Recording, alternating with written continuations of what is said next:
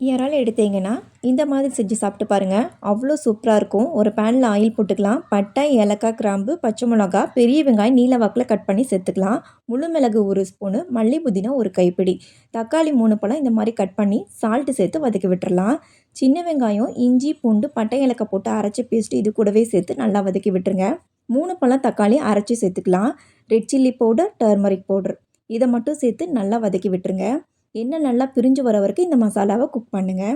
நல்லா எண்ணெய் பிரிஞ்சு வந்ததுக்கப்புறமா வாஷ் பண்ணி வச்சுருக்க இறால் 1/2 kg இது கூடவே சேர்த்துட்டு 2 கரண்டி அளவு கேர்டு, நல்லா திக்கான கேர்டு எடுத்துக்கிங்க.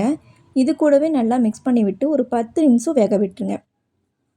இது கூடவே உங்களுக்கு எவ்வளோ உருளைக்கிழங்கு தேவையோ அவ்வளோ சேர்த்துக்கிங்க. நான் ஒரு உருளைக்கிழங்கு மட்டும் சேர்த்துருக்கேன். சால்ட்டு செக் பண்ணி பார்த்துட்டு சால்ட்டு போட்டுக்கலாம். இதுக்கு தேவையான தண்ணி 1 டம்ளர் அளவு ஜாரில் கழுவி சேர்த்துடலாம். உருளைக்கிழங்கு வந்துருச்சான்னு சொல்லிவிட்டு நல்லா செக் பண்ணிக்கிங்க. அரை மூடி தேங்காய் கசகசா சேர்த்து அரைச்சி இது கூடவே சேர்த்துடலாம். 1 டம்ளர் அளவு தண்ணி சேர்த்து ஜாரில் கழுவி சேர்த்துடலாம். நல்லா ஒரு 10 நிமிஷம் கொதிக்க விட்டு ஸ்டவ் ஆஃப் பண்ணிடலாம். சப்பாத்தியோடு சாப்பிட்டு பாருங்கள், அவ்வளோ சூப்பராக இருக்கும். அண்டு நெய் சோறு தேங்காய் பால் ரைஸுக்கெலாம் செம்ம காம்பினேஷன். கண்டிப்பாக ட்ரை பண்ணி பாருங்கள். தேங்க்யூ ஃபார் வாட்சிங்.